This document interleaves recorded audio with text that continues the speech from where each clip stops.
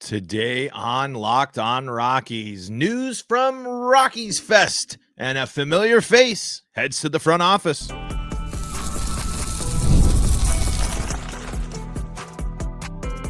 You are Locked On Rockies, your daily Colorado Rockies podcast, part of the Locked On Podcast Network, your team every day. Rock on Rockies fans, welcome into the Locked On Rockies podcast for today, the 28th day of January in the year 2025. I'm your host of the Locked On Rockies podcast, Paul Holden, bringing you your daily Colorado Rockies talk right here on the Locked On Podcast Network, where you can find your team every day. And if your team is the Colorado Rockies, guess what? You're in the right spot, because that's what we do around here each and every day, free and streaming on your favorite streaming services and on the Locked On Rockies YouTube channel, where you can be part of the show. You can fire off your Rockies hot takes. You can let me know what's on your mind when it comes to the Colorado Rockies, just like so many of you have been. We'll be checking in on the Locked On Rockies YouTube comment section throughout the show today. And remember, the best way to participate, the best way to join the show is by heading on over to the Locked On Rockies on YouTube, firing off your Rockies comments in the Locked On Rockies YouTube comment section, and lots more. All right, folks. On today's episode, we're going to react to the news from Rockies Fest, a little bit of things to point out from there. Purple Rose got a nice recap for us on some of that stuff as well. But my main takeaway, and this is going to be the big news, I think, most out of Rockies Fest, is Charlie Blackmon is named special assistant to the general manager. So we're going to dive into that and kind of the philosophy of that as well, coming up in today's episode as well. Before we dive into everything today, got to let you know that today's episode is brought to you by Gametime. Download the Gametime app, create an account, and use code LOCKEDONMLB for $20 off your purchase. So, news here. There was a few things there that pointed out.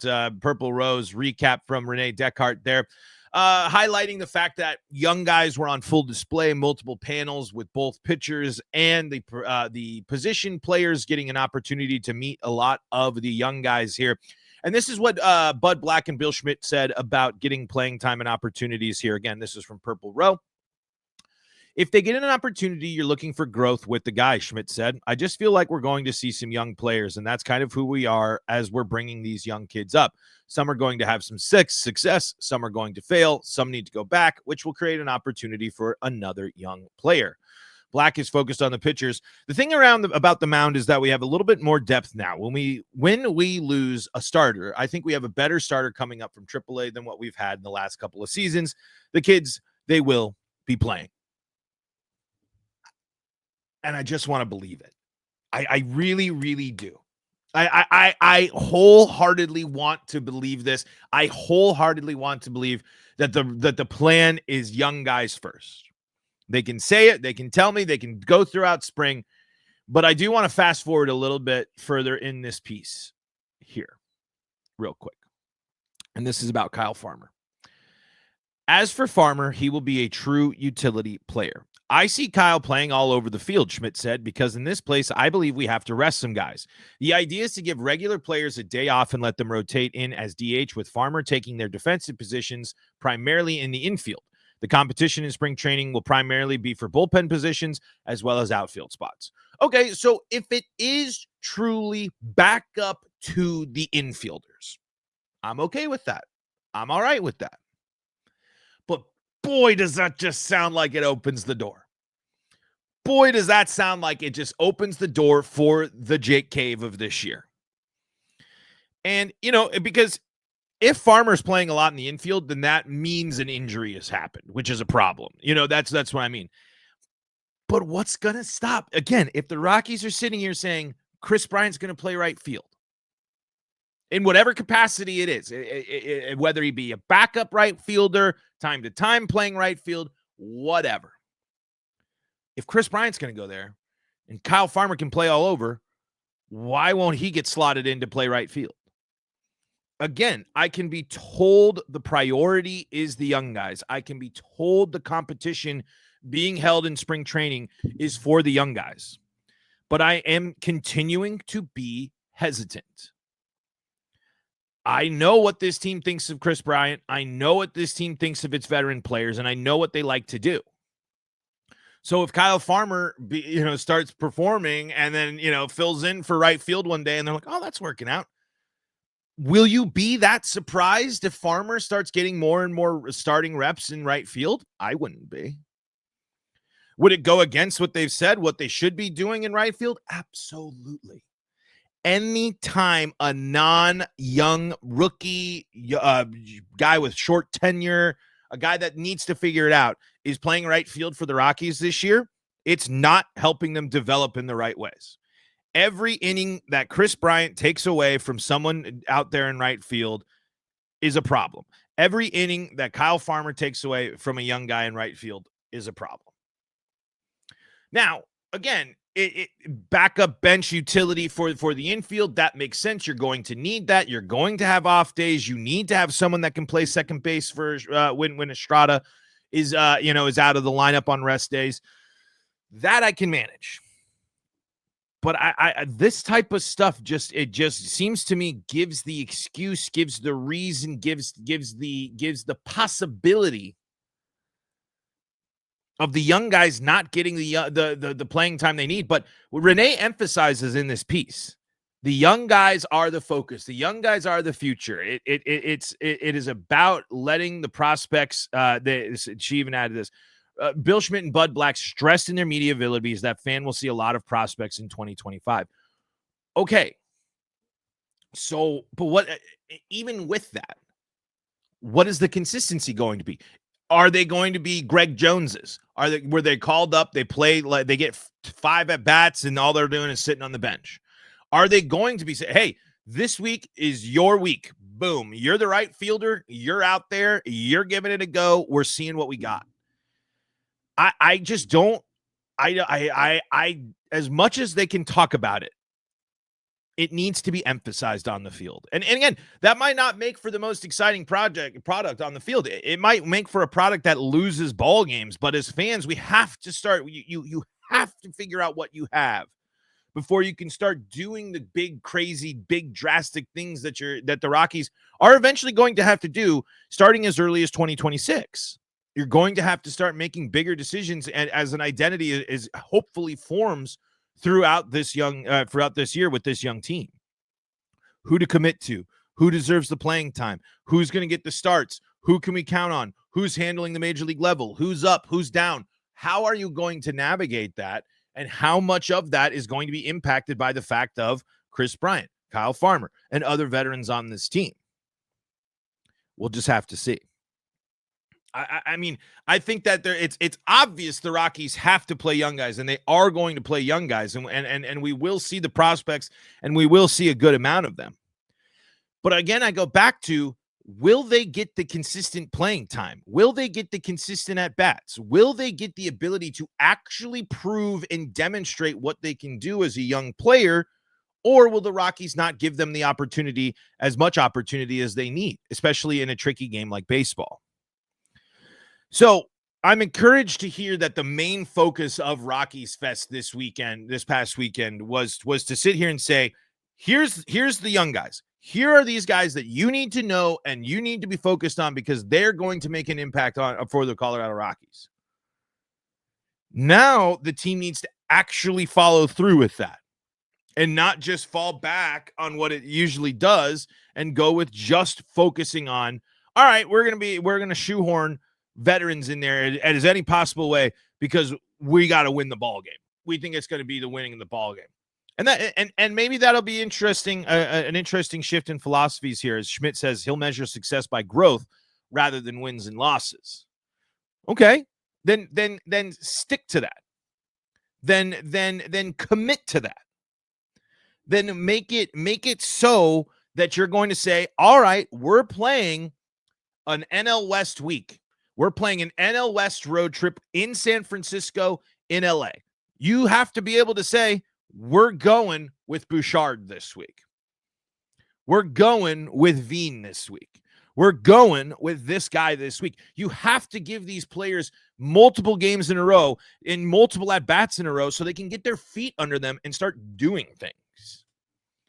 There were way too many guys that just got called up last year that just didn't get to do anything. And Greg Jones is my favorite example right now, but he got 5 at-bats. with the Rockies last year. How are we supposed to know anything about what Greg Jones can do at the major league level if he got 5 at-bats? You know what I mean? This is a guy that barely spent, throughout. And mind you, this is a guy that was on the team from June 6th. He's got game logs from June 6th through June 17th. So maybe he was up and down and all that stuff or whatever in that time, but that's still 6 ball games that Greg Jones didn't get more than he got 5 at-bats in 6 games. What are you going to learn from that? What are you going to learn from a pinch hit Greg Jones at bat late in the game that you can't learn from letting him go through a week? So it's just, while I believe that the Rockies, this is the goal, while I do believe that the Rockies' focus is this, and like I said, refreshing to hear from Schmidt and Black that that's the plan. It needs to be demonstrated on the field, and it needs to be reflected that that's the plan going forward. And we'll see. We'll see as the spring rolls around, and we'll see how the season gets started. Rockies baseball closer and closer here, folks. Not too far away before we start the 162 game grind yet again. All right. That's some of the let's talk about the big exciting news. Let's talk about Charlie Blackmon returning to the Colorado Rockies, not in a player role, but in a front office role. We're going to come up and talk about that next on Locked On Rockies. Before we do that, though, got to tell you about the folks that help make this show possible, and that includes Gametime. Attending NFL playoff games is an unforgettable experience that brings fans together. How much fun did you have? Even, hey, it didn't go well, but Broncos fans that made the trip, you got to go and see all the action, all the fun, all the excitement of postseason football, and Gametime can help you get there. Even the big game. Gametime has a new feature called Gametime Picks that makes getting tickets for events even easier. It filters out the fluff to show you only incredible deals on great seats, so you don't have to waste time searching through thousands of tickets. Super easy to use the app. I've booked tickets through Gametime multiple times now for a wide variety of events, and it's so easy. They got the all-in pricing feature that you can toggle there right there on the home screen, so you know exactly what you're paying up front, and you are going to get a view from the seat, so you're knowing what you're paying for, where you're sitting, and how it's going to look at the arena. Take the guesswork out of buying tickets with Gametime. Download the Gametime app, create an account, and use code LOCKEDONMLB for $20 off your first purchase. Terms do apply. Again, create an account and redeem code LOCKEDONMLB for $20 off. Download Gametime today. Last minute tickets, lowest price guaranteed.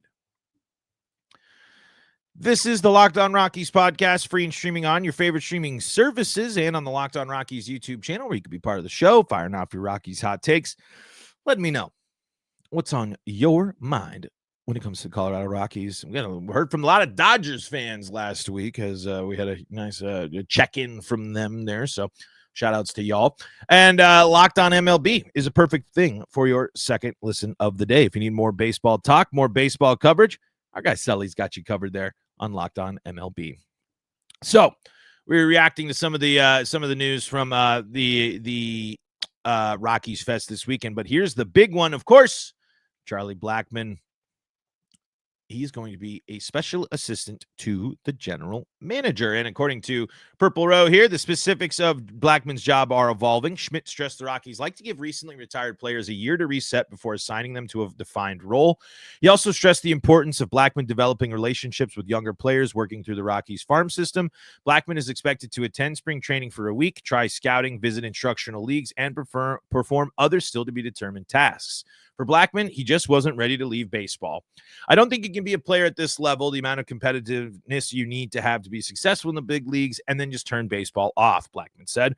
I was going to be around it, whether I was buying a ticket or watching on TV or whatever it may be, but I'm glad that it's an official capacity around the organization. He also did get a haircut too, mentioned there. And listen, this could be really cool. This could be super exciting. He's the right type of player. He's a guy that in your shifting from that player role can go into the front office role and be the example of why play for the Rockies, why follow this organization, why buy into this organization? Charlie Blackmon will be a great mouthpiece for that. Because, outside of Todd Helton, he is the next Mr. Rocky. He fully embodies it. He bought in completely. He bought into the organization, bought into the town, bought into everything Rockies. So this is a move that I think actually will be something that can help. I think he can be a positive asset to this team and someone that can be a great resource, not only for the players that he will be working with, at least as he's figuring things out and going through things, but not only for those young guys and the guys in the org that know him, but the people outside. Again, he is going to be a really, really good resource and pitch guy to have as someone that says, look at what we got with this guy. Look at what he did for us, even amidst all the tough seasons. He cared. He saw that there was something special about this team, and he bought fully in. All encouraging. But stop me if you've heard this before. The front office of the Colorado Rockies prioritizing a hyper loyal person that has that is fully bought in, and where will the criticism come if Charlie Blackmon was to be critical of the Rockies? They have paid him his whole career. They have given him a lot of money. And they're giving him another opportunity. This hiring does not break the tradition, the standard of Dick Monfort and the Colorado Rockies of hiring hyper loyal, very loyal pro Monfort people. And maybe Chuck's got some other stuff down there, but I'm just saying on paper. Guy plays his full career here, less than retired, boom, he's already in. And they were, and it wasn't even a hesitation. You know what I mean? It wasn't even something. So as much as I'm sitting here saying, hey, if you've listened to the show, you know I love Chuck Nasty. You know I love Charlie Blackmon. But again, in the front office, do we need more people that are just fully on board for the Rockies experience, fully on board for what Dick Monfort and everything's doing, fully on board to, I don't want to just say Charlie Blackmon will be a yes man. But why at the same time, what reason would he have to not be a yes man? And I'm getting out of pocket here, maybe, I think, for some, but it does beg the question, right? Longtime Rockies player. Now he gets to go in the front office. Feel good story. Yes, certainly. If it wasn't also the fact that the owner of the Rockies, the front office of the Rockies, salivate over loyalty.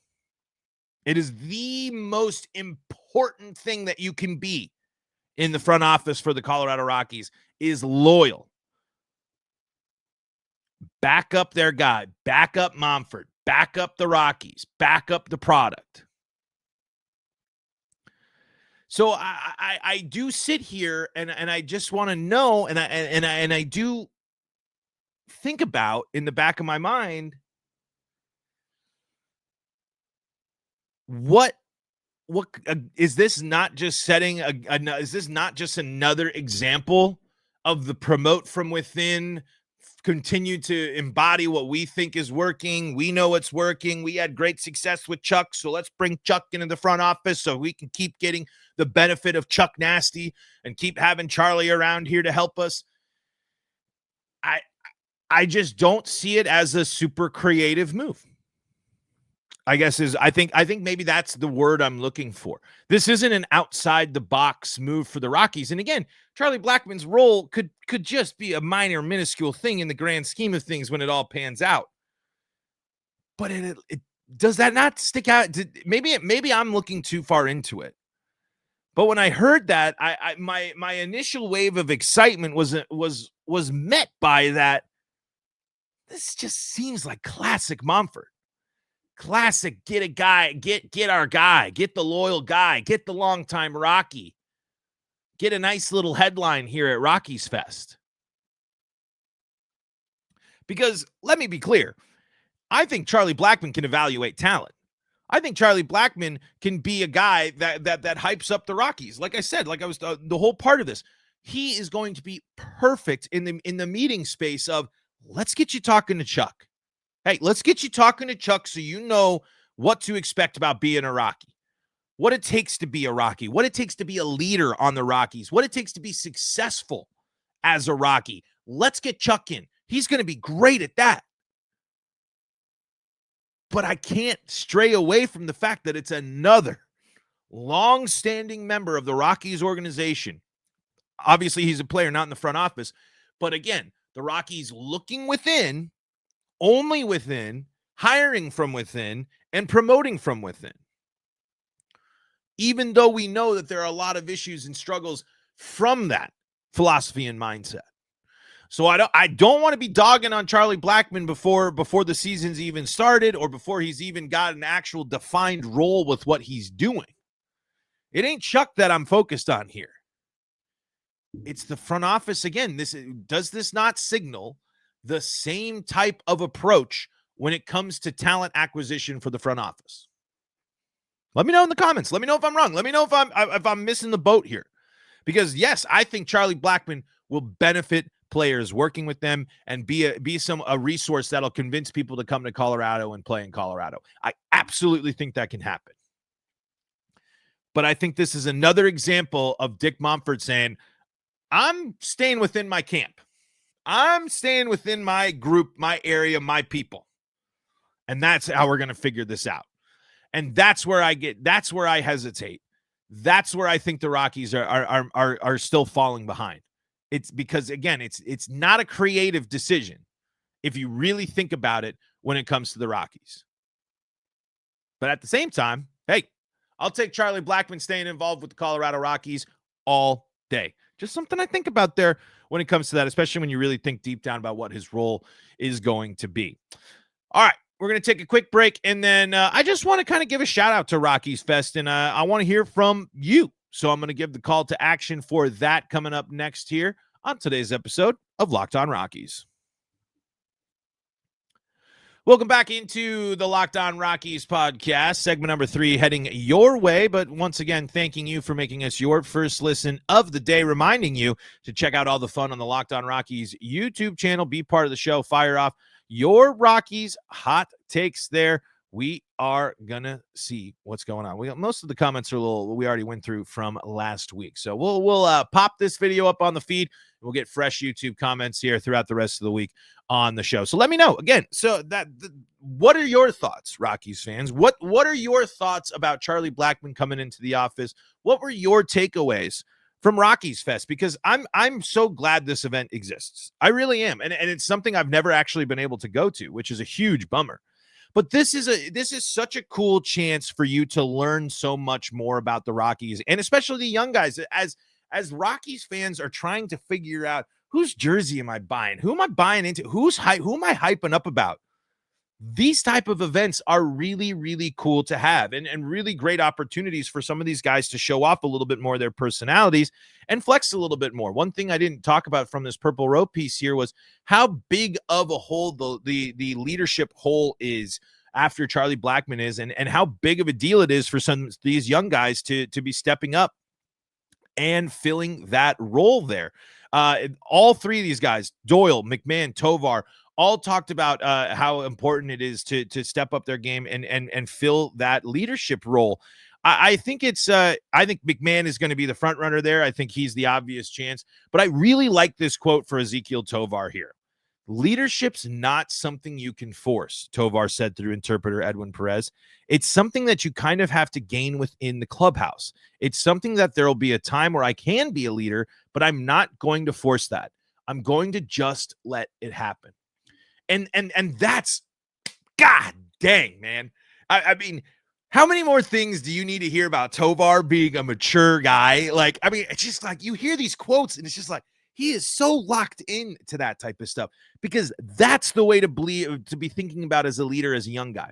He knows he can be a leader. He knows he has the ability, and deep down, I'm sure he wants to lead. But leadership confidence in the leadership and getting people to follow you as a leader, that's earned. It's earned. And that's what and especially as this is going to be a crop of young guys figuring it out, some veterans kind of, figuring out what stage of the career they're at. Ryan McMahon, stepping into, is he the next future lifer Rocky? Is he going to be taking the Blackmon mantle role and buying fully into that? But when you're a young guy like Tovar and you still have so much to prove in other things, and you still have so much to prove as a leader within your clubhouse for some of these guys, that's the mentality to have. I don't read that as anything but he's confident that he can go there, but he knows it takes work. It takes time. It takes effort. And it's not just, hey, boom, I won the Gold Glove last year. I could have been an all-star. That means I'm the leader. That means everyone's listening to me. I'm Ezekiel Tovar, and I am in charge. No, he wants to earn that trust, earn that respect from his teammates. That's what matters. And you earn that by showing up and playing and balling. And you're going to, and that's the type of stuff when people see Tovar, again, it's not, maybe he's not in their face yelling at him, hey, get that last rep, get this, whatever. It's Tovar just led the team in doubles. Tovar, first month of the season, has cut his strikeout rate down 10%. I want to do that. I want to be with him. I want to figure out what he's doing. I want to work with him so I can get there. So, man, when I saw that quote, I was just absolutely over the moon. Brent Doyle's thinking about it, though, too. I think for me, it's a little bit more off the field kind of stuff. Doyle said, growing up, I was kind of a lead by example guy. And I think with losing Charlie, a lot of guys like myself need to be a little bit more vocal, especially kind of starting leadership in the clubhouse kind of thing. That's the good thing, too. I mean, again, trying to figure out what that role looks like. What is the role? How are Doyle and Tovar viewed going into year 3 amongst their peers, amongst their teammates? What are they looking for them to do? So for them to all think that, have it on their minds, I'm encouraged by that. I really do think that Tovar, Doyle, and Tolia are a young core that's really looking to do some damage and really looking to start changing the narrative about this team. And if those guys are going to do it, then the other guys are going to buy in too. I'm not all that worried about Ryan McMahon. The guy was an all-star last year. The guy's played most. Of course, I want him. There's a higher ceiling I want him to hit, but I think he's going to be that leader. I think he can be that leader, and he's going to help in that clubhouse. I think he's got a lot of respect from the guys in that clubhouse. So I'm not as worried about Ryan McMahon and what he looks like as a leader. But to hear these two young guys and to really buy into knowing that it takes the work to lead, and it's going to take extra effort. It's going to take them doing things that they haven't normally done.